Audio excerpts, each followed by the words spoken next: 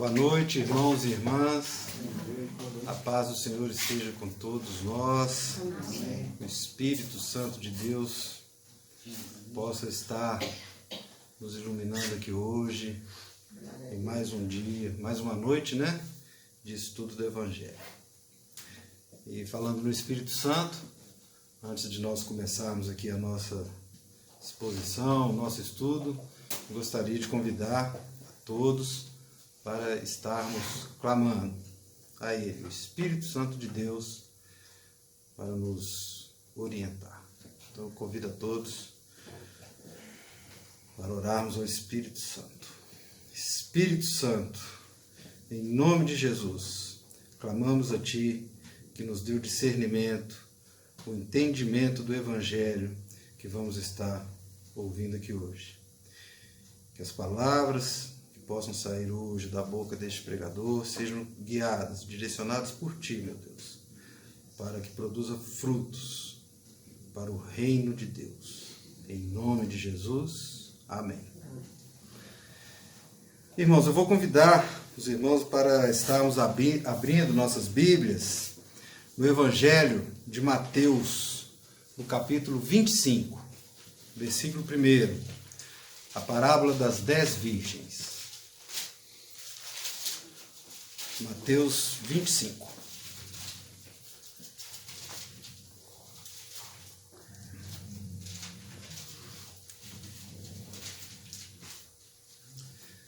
Nós estamos fazendo uma série de estudos com as parábolas, as chamadas parábolas escatológicas, que estão aí no Evangelho de Mateus, no capítulo 24 e 25. São 4 parábolas, nós estamos hoje na terceira. Nós já falamos aí da parábola da figueira, a parábola do bom servo e do mal, e hoje nós vamos falar da parábola das 10 virgens. Como eu já disse nas mensagens anteriores, são parábolas escatológicas, porque estão dentro do contexto aí do capítulo 24, o sermão profético de Jesus, que fala da destruição do templo, o princípio das dores, a grande tribulação e a vinda do Filho do Homem, sendo essa vinda na volta de Jesus, depois de consumado este século. Século, que entendendo século, era a eon, tempo, ou seja, esse nosso século aqui nesta terra.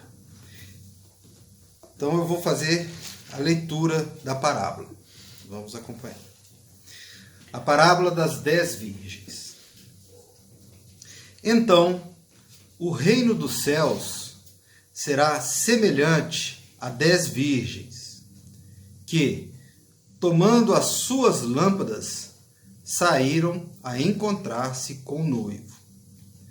5 dentre elas eram nécias, e 5 prudentes. As nécias, ao tomarem as suas lâmpadas, não levaram azeite consigo. No entanto, as prudentes, além das lâmpadas, levaram azeite nas vasilhas. E, tardando o noivo, foram todas tomadas de sono e adormeceram.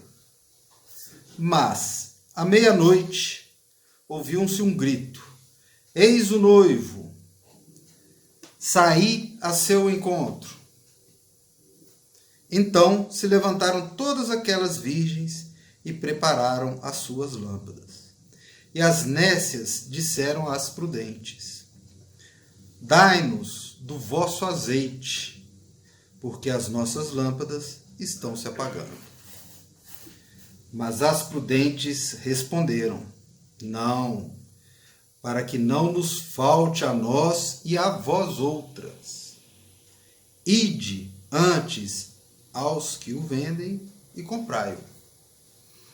E, saindo elas para comprar, chegou o noivo, e as que estavam apercebidas entraram com ele para as bodas, e fechou-se a porta. Mais tarde chegaram as virgens nécias, clamando: Senhor, Senhor, abre-nos a porta. Mas ele respondeu: Em verdade vos digo que não vos conheço. Vigiai, pois o Senhor, vigiais, pois, porque não sabeis o dia nem a hora. Amém? Então essa é mais uma parábola que Jesus usa para estar explicando ali para os seus discípulos, para aquelas pessoas que o acompanhavam, sobre o fim escatológico. Então essa parábola é uma parábola que nós vamos ter como palavra-chave a prudência, ou, por antagonismo, a imprudência.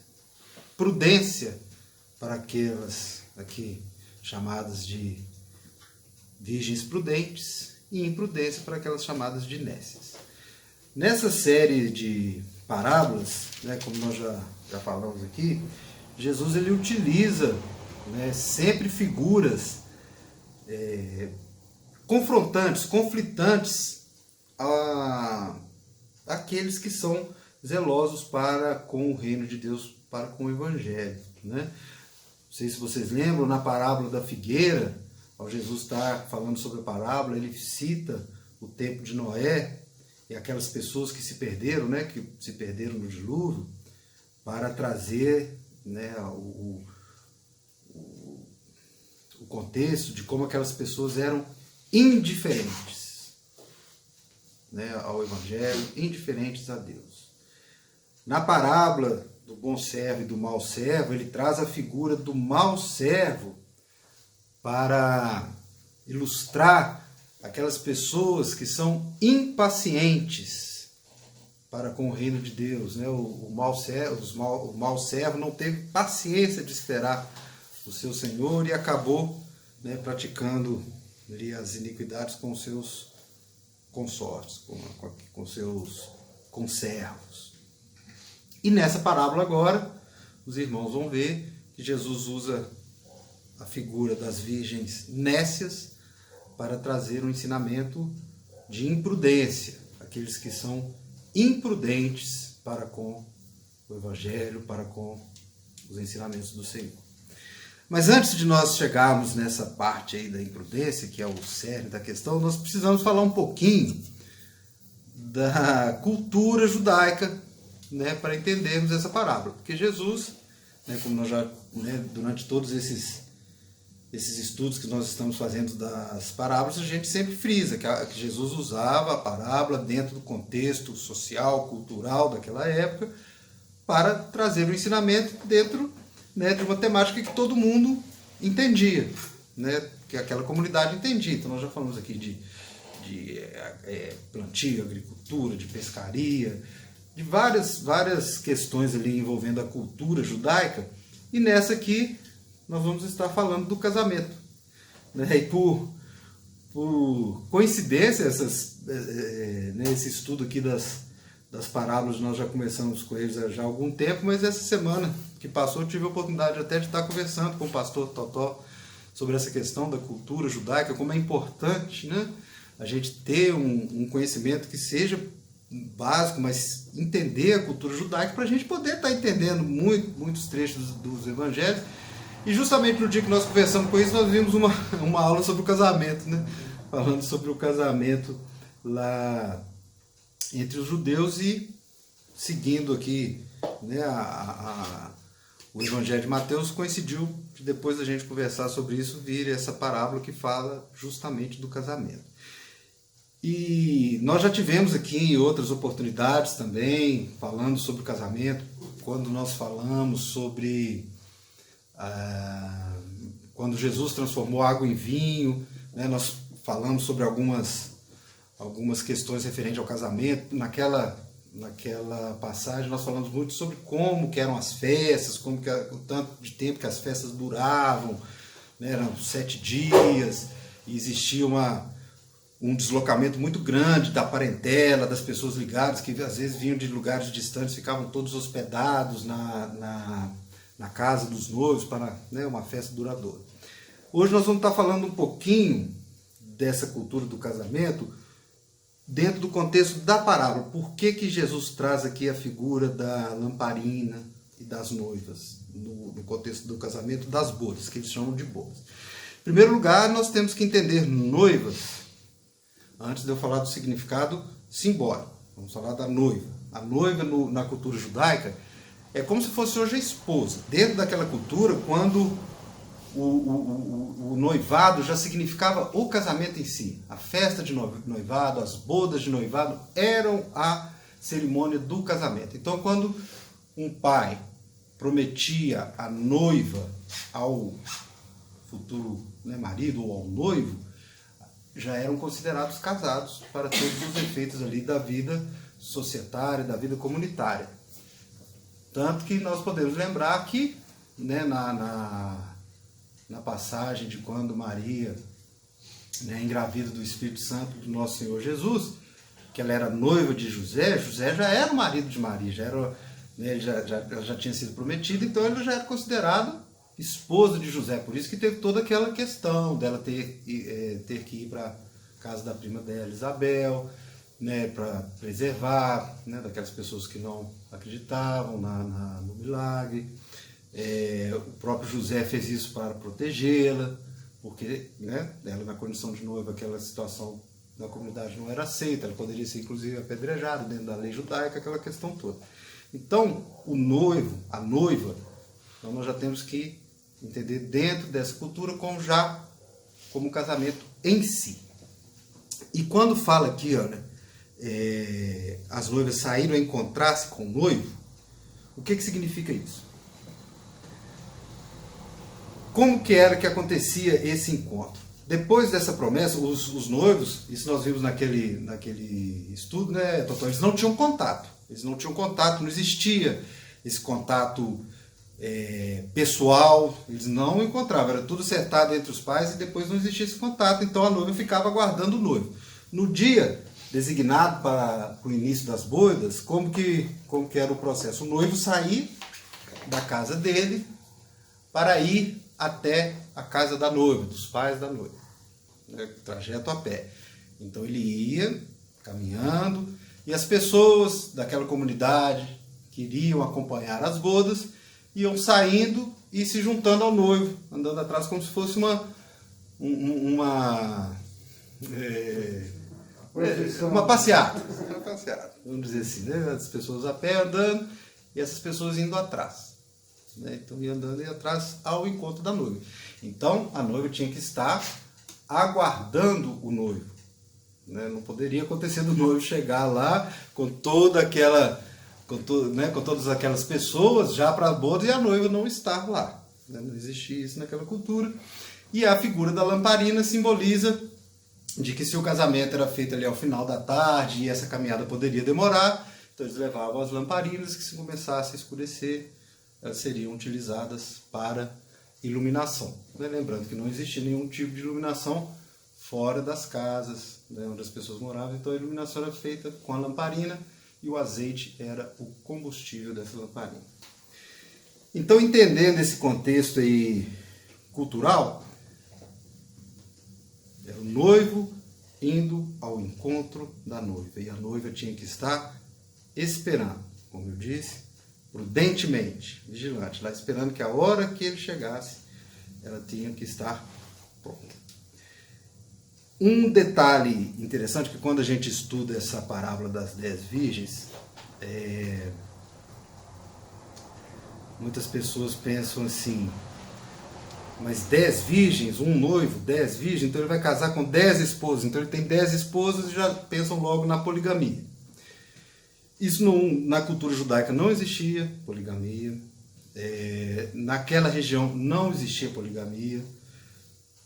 Né, os estudos que eu fiz aqui, as pesquisas indicam que não existia próximo àquela cultura poligamia. O judeu, para ter algum conhecimento sobre a poligamia, teria que ser uma pessoa que tivesse viajado muito, andado para muito longe, pois o mais próximo, a cultura mais próxima ali naquela época que aceitava a poligamia era na Índia. Então nós não estamos falando aqui de poligamia. Quando Jesus fala 10 noivas, o entendimento que eu trago para os irmãos, que dentro das pesquisas eu acho que é o mais acertado, é que Jesus está usando uma figura de linguagem que a gente conhece hoje como a hipérbole. O que é a hipérbole? A hipérbole é o exagero. É você falar de uma maneira exagerada, para quê? Para significar muitas pessoas. Então ele falou 10 noivos, a parábola ele fala 10 virgens, mas poderia falar 100, 1000, milhares, né? Uma forma de hipérbole. Por quê? Porque a noiva, nós vamos ver aqui, o que significa a noiva na parábola. Então, quando a gente entender o que significam as noivas, as virgens, nós vamos entender que Jesus está usando uma hipérbole. Simples assim. Não tem que se buscar essas explicações aí mais viajantes, vamos dizer assim, que a gente vê muita coisa, que eram 10, porque isso significa que o número 5 tinha uma simbologia, porque 5 eram os livros que foram dados a Moisés, 10 era o número de mandamentos, e desses 10 mandamentos, 5 eram mandamentos interiores, em que nós, para a nossa conduta, outros 5 eram para a conduta coletiva e tal. Não vou muito por esse caminho, não. Vocês vão encontrar muito isso, se alguém for fazer um estudo mais aprofundado dessa parábola, mas eu continuo acreditando que Jesus usou realmente uma hipérbole para trazer ali uma noção de quantidade. Ou seja, ele quis exagerar mesmo. Na cultura judaica era impossível se imaginar um casamento com 2 noivas, imagine-se então com 10. Então a gente vai por esse caminho da hipérbole. Eu acho que ele se encaixa bem aqui dentro do ensinamento que Jesus quer trazer para nós sobre a questão como eu falei, da prudência. Então vamos lá. A parábola em si, ela traz uma história que é de fácil entendimento.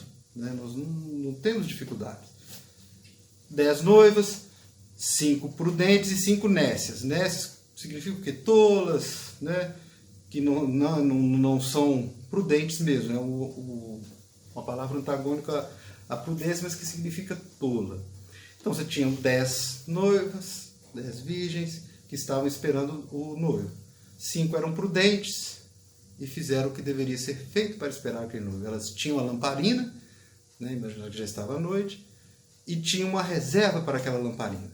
Então elas iam esperar tranquilas. E outras 5 foram tolas e não se precaveram, não tinham mais combustível para aquela lamparina e tiveram que sair para resolver essa questão que elas erraram, e no elas saírem, o noivo chegou e elas ficaram para trás. Então esse é o contexto, e nós vamos entender agora esse contexto dentro dos simbolismos que a parábola nos traz. Então a primeira simbologia da parábola, é a figura do noivo. Quem seria esse noivo? Jesus Cristo. Nós temos outras passagens da Bíblia que tratam Jesus como noivo e a igreja como noiva. Esse é um contexto que está muito presente na palavra. Eu separei aquele que está lá em Apocalipse 19:7, que fala das bodas do Cordeiro. Apocalipse 19:7.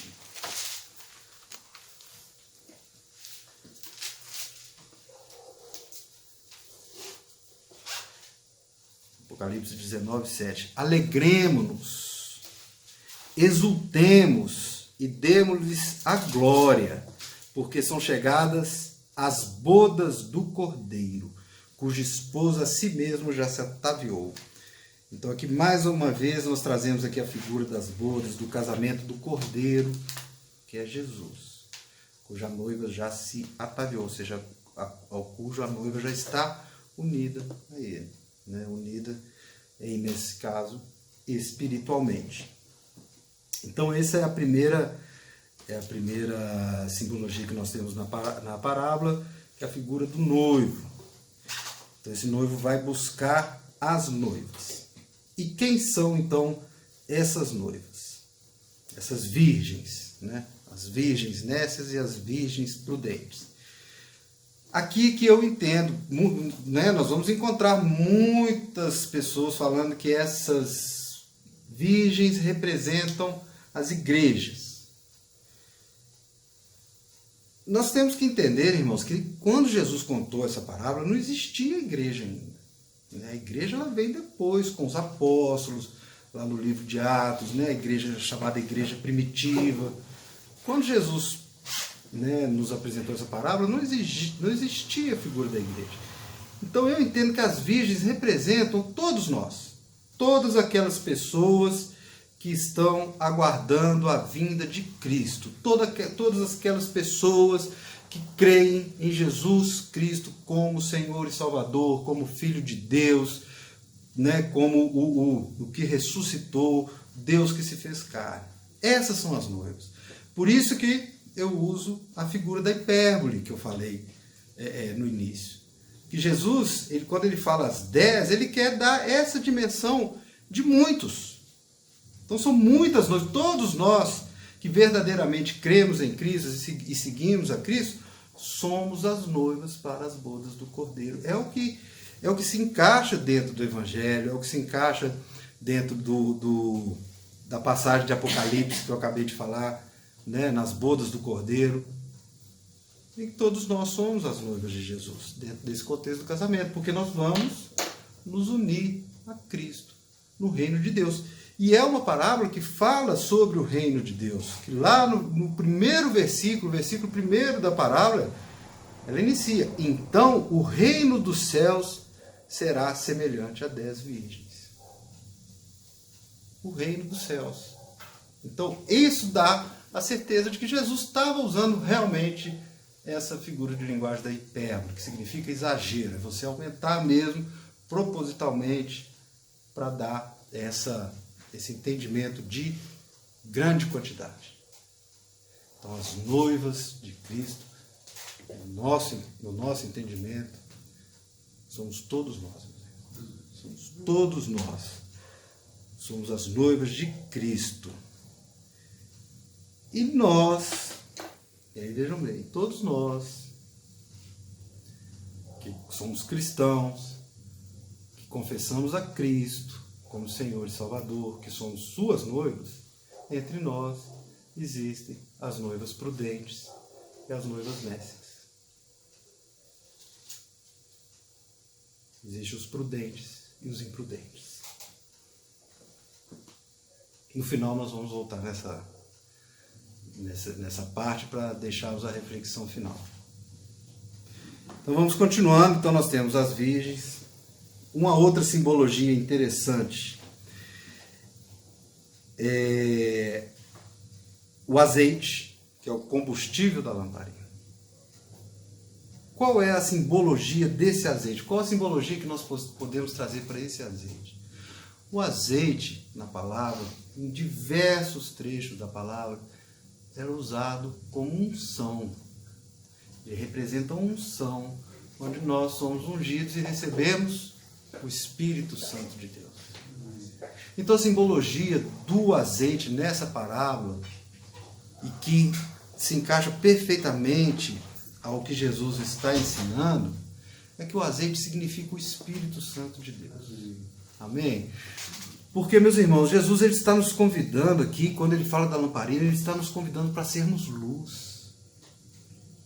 Não se esconde a luz sobre o candeeiro, como ele falou, a luz ela tem que ficar no alto, nós somos luz, nós temos que trazer a luz do Evangelho, não só para outras pessoas, como Jesus nos ensinou a ir de pregar o Evangelho, mas também para nós mesmos. Nós temos que ser luz. O azeite simboliza essa luz. A lamparina sem o azeite, como no caso das virgens nécias, ela se apaga. Ela não tem combustível. E para que nós possamos ser luz, nós precisamos do Espírito Santo de Deus. Ele foi derramado sobre toda a carne, como diz o profeta Isaías, para sermos luz. para que possamos produzir os frutos do Espírito Santo que estão lá em Gálatas 5, 21 e 22, Gálatas 5, 21 e 22. Sem o Espírito Santo de Deus, nós não vamos produzir os frutos. 21, 22, só o 22. Gálatas 5, 22. Mas o fruto do Espírito é amor, alegria, paz, longanimidade, benignidade, bondade, fidelidade, mansidão, domínio próprio. Esses são os frutos, este é o azeite, essa é a unção que nós recebemos através do Espírito Santo. Porque, meus irmãos, sem o Espírito Santo, a nossa natureza não é de fruto, desses frutos. A nossa natureza é que está um pouco antes aí, ó, no versículo 21, que é triste, que é 20 e 21, que são as obras da carne. 19, 20 e 21. Olha só. As obras da carne são 3 versículos e trazem tantas coisas. Quanto os frutos do Espírito Santo cabem em 2 versículos e são só 9. Não é fácil conseguir os frutos do Espírito Santo se não for através dele próprio. E através da nossa perseverança, através do nosso estudo do Evangelho, através do caminhar aqui nessa vida carnal. Então, no nosso entendimento, o azeite simboliza o Espírito Santo, para que possamos ser luz, para que possamos ter o fruto, para que a nossa lamparina esteja sempre cheia de luz. Esse é o entendimento que nós, trazemos sobre o azeite. E o noivo? O noivo chega à meia-noite. Essa meia-noite, meus irmãos, é também uma simbologia de demora. Ela está significando a demora mesmo. O noivo demorou muito. Meia-noite, não existia um noivo chegar à meia-noite para buscar a noiva naquela cultura. A lamparina, quando a gente fala da lamparina ali, é final da tarde.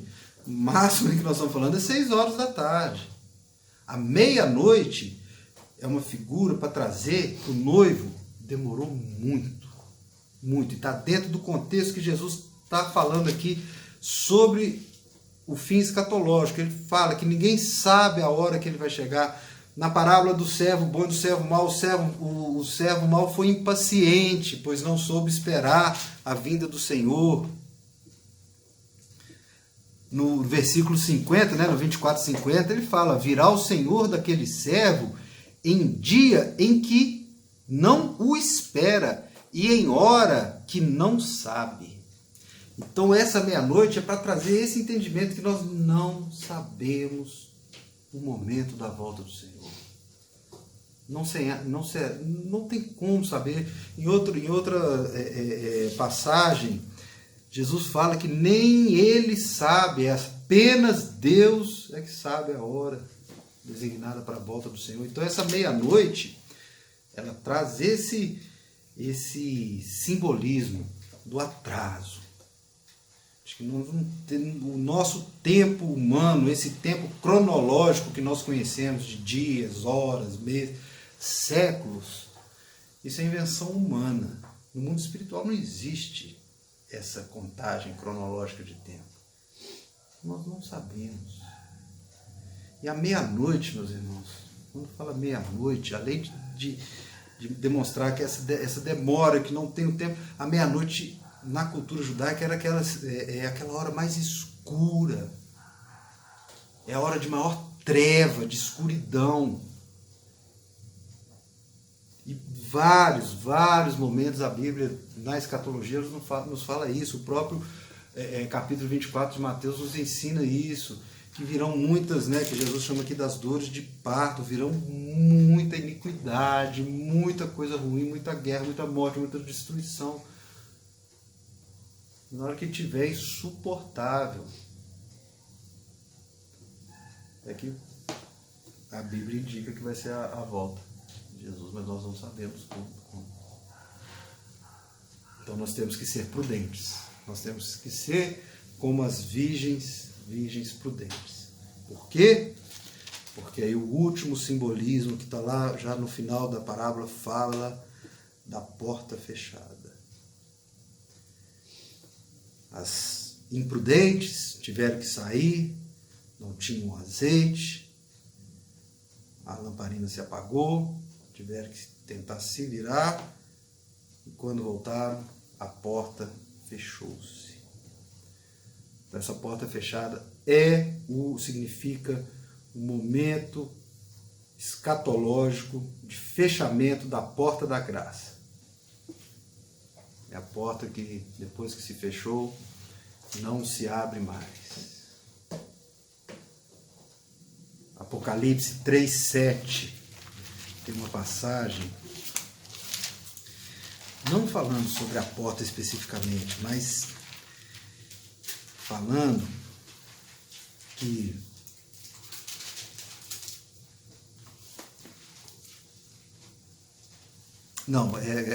Apocalipse 3:7 que fala da porta, realmente. A outra, vou citar outra passagem do Apocalipse, mas olha só, Apocalipse 3:7, quando Jesus fala ao anjo da igreja da Filadélfia. Ao anjo da igreja da Filadélfia escreve: estas coisas diz o santo, o verdadeiro, aquele que tem a chave de Davi, que abre e ninguém fechará, e que fecha e ninguém abrirá. É a porta da graça. Quem é que tem a chave de Davi? É Jesus. Aqui na visão, Jesus dá a profecia a João, o apóstolo João, falando que ele tem a chave. E a porta que ele abre, ninguém fecha. E a porta que ele fecha, ninguém abre.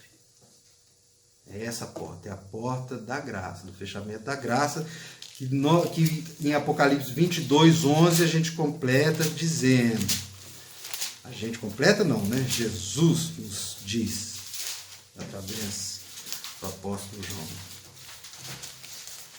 22:11, continue o injusto fazendo injustiça, continue o imundo ainda sendo imundo, o justo continue na prática da justiça e o santo continue a santificar-se. Nesse tempo que nós vivemos hoje. Porque depois que a porta da graça fechou, quem foi justo, quem foi injusto, foi injusto. E é o que a palavra nos traz. Então, meus irmãos, ninguém sabe quando essa porta se fechará. Jesus voltará.